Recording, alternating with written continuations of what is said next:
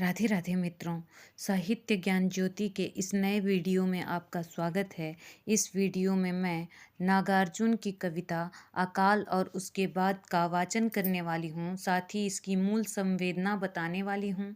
नागार्जुन की अकाल और उसके बाद कविता की मूल संवेदना भूख, विपत्ति, मानवीय संघर्ष के बीच पुनर्जीवन की अनिवार्यता को गहराई से उजागर करती है।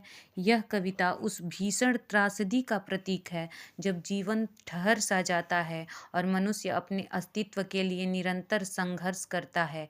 अकाल की विभीषिका केवल भौतिक रूप से नहीं, बल्कि मनोवैज्ञानिक और भावनात्मक रूप से भी मानवीय जीवन को प्रभावित करती है।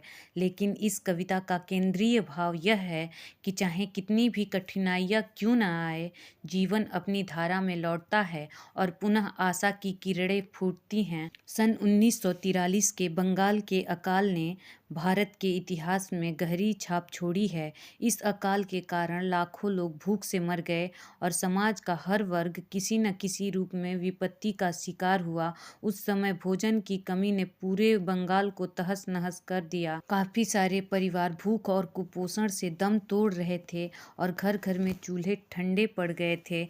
यह स्थिति नागार्जुन की कविता में बखूबी परिलक्षित होती है।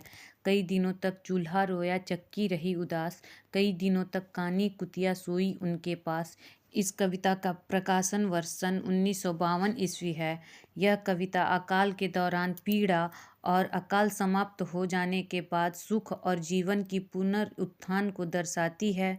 अकाल और उसके बाद कविता में अकाल की भयावहता और उसके खत्म होने के बाद जीवन में लौटने वाली खुशी का मार्मिक वर्णन करती है। यह कविता दर्शाती है कि संकट के बाद जब जीवन की बुनियादी ज़रूरतें पूरी होती हैं, तो निराशा और संघर्ष की जगह फिर आशा और उल्लास भर जाता है और हर जीव, मनुष्य हो, पशु हो या पक्षी, उनमें एक नई जान आ जाती है।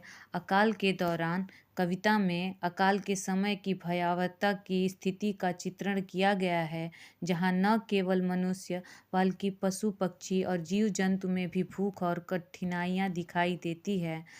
जब अकाल समाप्त होता है और अनाज घर में आता है, तो एक नई हलचल और खुशी का माहौल बन जाता है। कई दिनों बाद घर में चूल्हा जलता है और आंगन से धुआं उठने लगता है, जो जीवन के फिर से शुरू होने का प्रतीक है।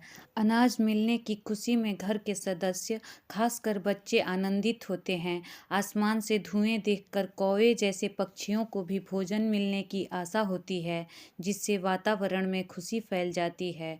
कविता में कानी कुतिया, चूहे और छिपकली जैसे प्रतीकों का उपयोग यह दिखाने के लिए किया गया है कि कैसे अकाल हर एक प्राणी को प्रभावित करता है।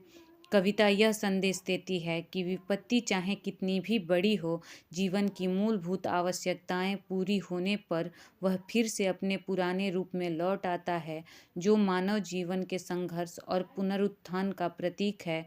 कविता हमें यह सिखाती है कि संकट चाहे कितना भी बड़ा क्यों न हो, जीवन एक दिन पुनः अपने पुराने रूप में लौट आता है। चलिए अब कविता का वाचन करते हैं। कई दिनों तक चूल्हा रोया, चक्की रही उदास, कई दिनों तक कानी कुतिया सोई उनके पास, कई दिनों तक लगी भीत पर छिपकलियों की गश्त, कई दिनों तक चूहों की भी हालत रही शिकस्त।